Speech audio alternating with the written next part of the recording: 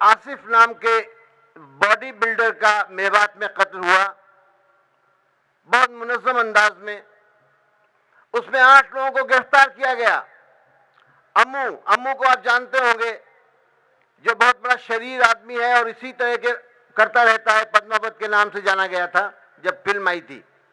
اس نے ایک میٹنگ کی، میوات میں کی، اور وہاں پر یہ کہا کہ اگر جو لوگ گرفتار کیے گئے ہیں ان کو نہیں چھوڑا جاتا تو جیل کی پھاٹک اور دیواریں توڑ دیں گے اور ان کو آزاد کرائیں گے۔ سر سید نے کہا تھا کہ جب تک کہ ہم ان اصولوں میں تبدیلی نہ کرا لیں، جو ہمیں سرکار اور حکومت میں حصہ داری نہ دے، تب تک ہم بیکورڈ یعنی کہ پسماندہ ہوتے چلے جائیں گے۔ اب 3 مسجدیں اسی شہر، اسی مظفر نگر میں ایسی ہیں جو ناباد ہیں۔ ہمارا کیوں یہ حال ہے؟ ہمارا حال کیوں ہے کہ ہم سب سے زیادہ کمزور ہو گئے ہیں، مقابلہ نہیں کر پا رہے ہیں؟ اس لیے کہ ہم منظم نہیں ہیں، اس لیے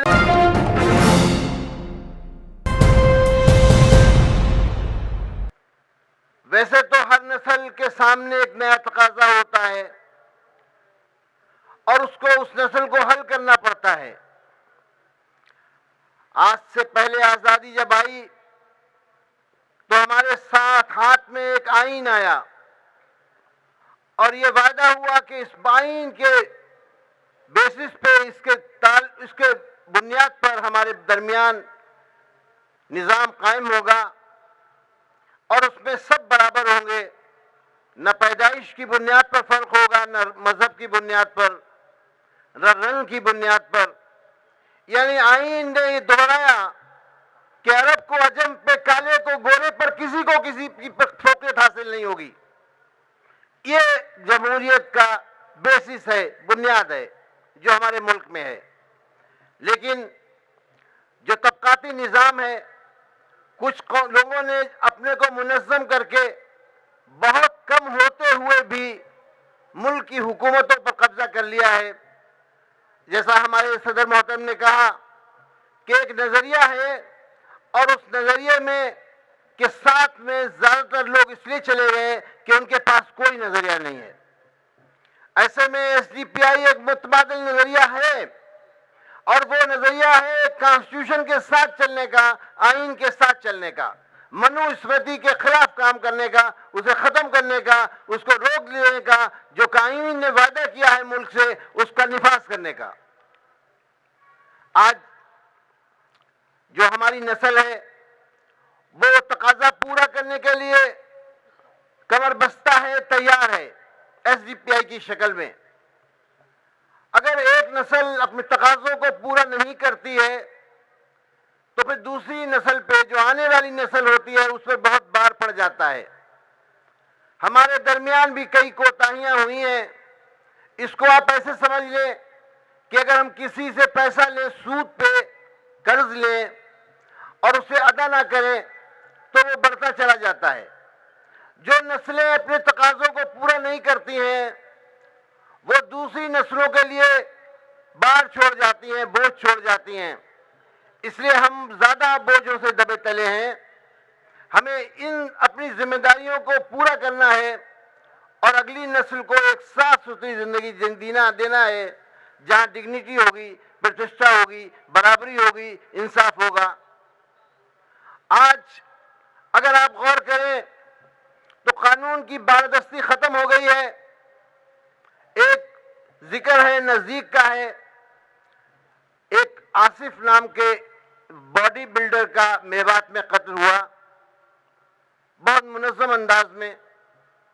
اس میں 8 لوگوں کو گرفتار کیا گیا۔ امو کو آپ جانتے ہوں گے، جو بہت بڑا شریر آدمی ہے اور اسی طرح کے کرتا رہتا ہے، پدماوت کے نام سے جانا گیا تھا جب فلم آئی تھی۔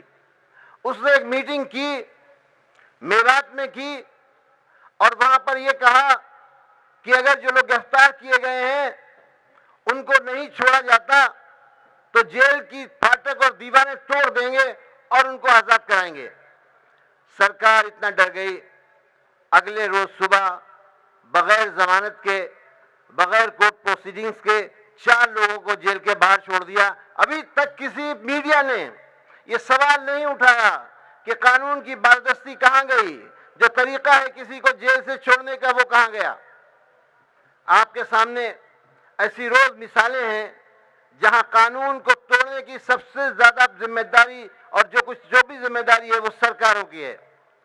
وہ پولیس کا بھیجا استعمال کرتے ہیں، پولیس کو ان لوگوں کو ستانے کے لیے استعمال کرتے ہیں۔ ابھی 2 سال کے بعد ایک 20 دسمبر آنے والی ہے کل، آپ غور کریے، کیا یاد ہے کہ 20 دسمبر 1919 کو کیا ہوا تھا؟ پورے ملک میں 53 لوگوں کو دن دہاڑے قتل کر دیا گیا تھا، اس میں 23 صرف یو پی کے تھے اور 2 مظفر نگر کے۔ کسی بھی کیس میں کسی کی سزا نہیں ہوئی، ان بے گناہ قتل کے خلاف کوئی کارروائی نہیں ہوئی۔ آج بھی ان مقدموں کی کوئی جانکاری قوم کو نہیں ہے۔ جو لوگ اس وقت جب واردات ہو جاتی ہے موقع پر جاتے ہیں، وہ اس کے بعد کوئی نتیجہ نہیں دے پاتے۔ آپ تو مظفر نگر میں بیٹھے ہوئے ہیں، 2013 میں یہاں کیا ہوا؟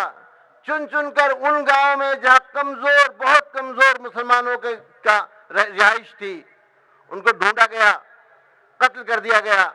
ابھی 3 مسجدیں اسی شہر، اسی مظفر نگر میں ایسی ہیں جو ناباد ہیں۔ ہمارا کیوں یہ حال ہے؟ ہمارا حال کیوں ہے کہ ہم سب سے زیادہ کمزور ہو گئے ہیں، مقابلہ نہیں کر پا رہے ہیں؟ اس لیے کہ ہم منظم نہیں ہیں، اس لیے نہیں کہ ہماری آبادی بہت بڑی نہیں ہے، ہم قانونی طور پر اس ملک کی اقلیت ہیں، لیکن سماجی طبقات کے اعتبار سے اس ملک کی ہم اکثریت ہیں۔ کوئی طبقہ 20-22% اس ملک میں نہیں ہے، ہم ہیں، لیکن ہمارے ساتھ انصاف اس لیے نہیں ہو پا رہا ہے کہ ہم منظم نہیں ہیں۔ وہ لوگ جو صرف 2-3% ہیں اور زیادہ سے زیادہ ملک میں 15% ہیں، وہ منظم ہیں، اس لیے وہ حکومت میں ہیں اور وہ جیسا چاہتے ہیں ویسا کرتے ہیں۔ ہمیں منظم ہونے کی ضرورت ہے۔ آج ایس ڈی پی آئی نے آپ کو پلیٹ فارم مہیا کرایا ہے کہ آپ چاہیں تو پھر اس کا استعمال کر کے ملک میں سماجی انصاف، سیاسی انصاف قائم کر سکتے ہیں، لیکن اس کے لیے چھوٹی موٹی باتوں کو چھوڑنا پڑے گا۔ یہ ایک بہت بڑی یہ ہمارے لیے سبق ہے کہ یہاں پر جو 43 سیٹیں ہیں ضلع پنچایت کی، اس میں 17 مسلمان ہیں، اور اگر دلتوں کو جوڑ دیں تو میجورٹی ہے۔ 6 سیٹیں جیتنے والی بی جے پی ضلع پنچایت کا ادھیکش چن لیتی ہے، 17 سیٹیں جیتنے والا مسلمان تتر بتر ہے اور اس کی کوئی طاقت نہیں ہے۔ آپ کو ایک پلیٹ فارم چاہیے، کیونکہ منظم ہونے کا مطلب ہے کہ پلیٹ فارم چاہیے، منظم ہونے کا مطلب ہے کہ ڈسپلن چاہیے، منظم ہونے کا مطلب ہے کہ جو ہماری انفرادی خواہشات ہیں ان کو ختم کرنا پڑے گا، ہمیں ضم کرنا پڑے گا، سرنڈر کرنا پڑے گا اس ایگو میں، اس جذبے میں اور اس طاقت میں جو ہم سب کی کلیکٹیو یعنی کہ اجتماعی طور پر ہمارے لیے کام کرتی ہو۔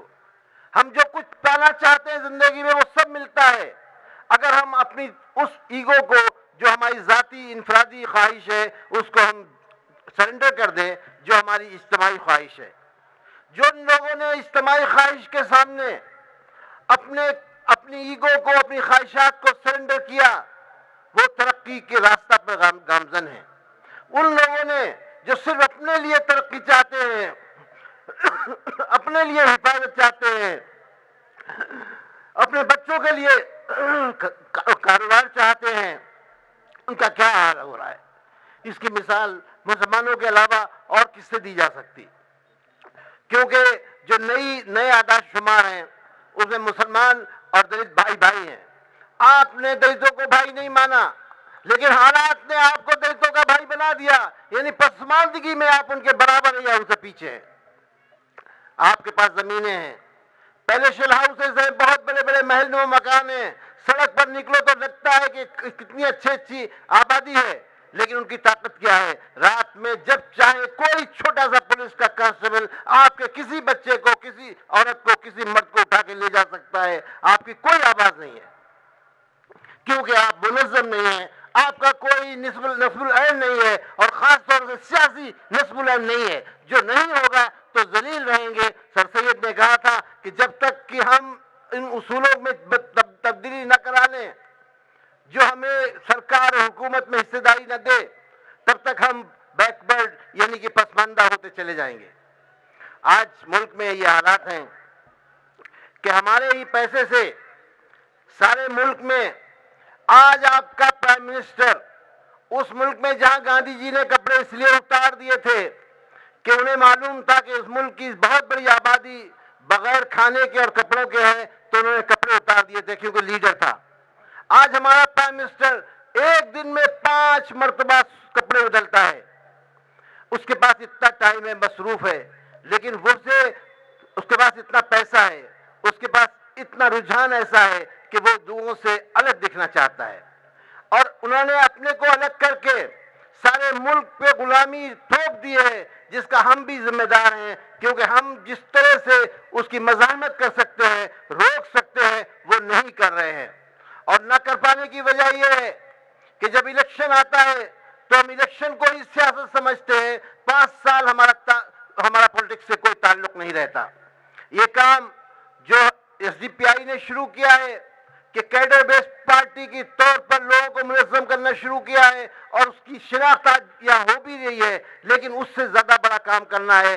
جو آج شکل دکھ رہی ہے کہ ایس ڈی پی آئی کی کیڈر بیس تحریک آج عوامی تحریک کی شکل میں سامنے دکھائی دے رہی ہے، اس کو لے جانے کی ذمہ داری ہم سب کی ہے، اور انشاءاللہ وہ وقت دور نہیں ہوگا جب ہماری تحریک ایک عوامی تحریک کی شکل پا لے گی، لیکن اس کے لیے لیڈرز کی ضرورت نہیں ہے، اچھی تقاریر کی ضرورت نہیں ہے، اچھا کام کرنے کی ضرورت ہے، اور 5 سال وہ کام کرنے کی ضرورت ہے۔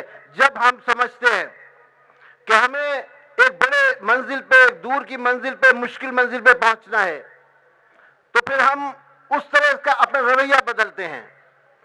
ایس ڈی پی آئی ایک ٹیم ہے، اور جس دن ہم نے اپنی پرانی جڑوں کو پکڑ لیا کہ ہمارا امیر ہوگا، ہماری ٹیم ہوگی، ہم پہ اعتبار ہوگا، تو وہ کمیاں جو ذاتی طور پر انسانوں کی ہوتی ہیں وہ ختم ہوتی چلی جاتی ہیں، کہ وہ ٹیم کی جو خصوصیات ہیں، جو خاص باتیں ہیں، وہ پورے کے پوری ٹیم ممبرز کو اس کا فائدہ ملنا شروع ہو جاتا ہے۔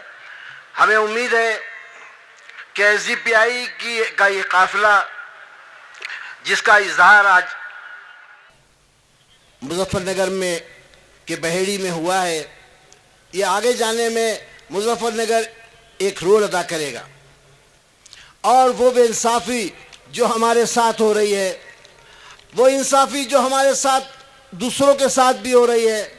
آج کل پرسوں کی بات ہے کہ صرف اس لیے لاٹھی چارج کر کے لہو لہان کر دیا کہ مینگلور میں کہ وہ ایک ایسے بچے کے لیے جو بے گناہ تھا اس کو رہا کرنے کی مانگ کر رہے تھے۔ ہم نے امو کا ذکر کیا۔ ہمارے اختیارات اور دوسروں کے اختیار میں فرق کیا ہے؟ ہم جائیں اور ایک جائز بات کریں تو لاٹھیاں پڑتی ہیں، لیکن انہی لاٹھیوں کو کھاتے ہوئے ہمیں آگے چلنا ہے۔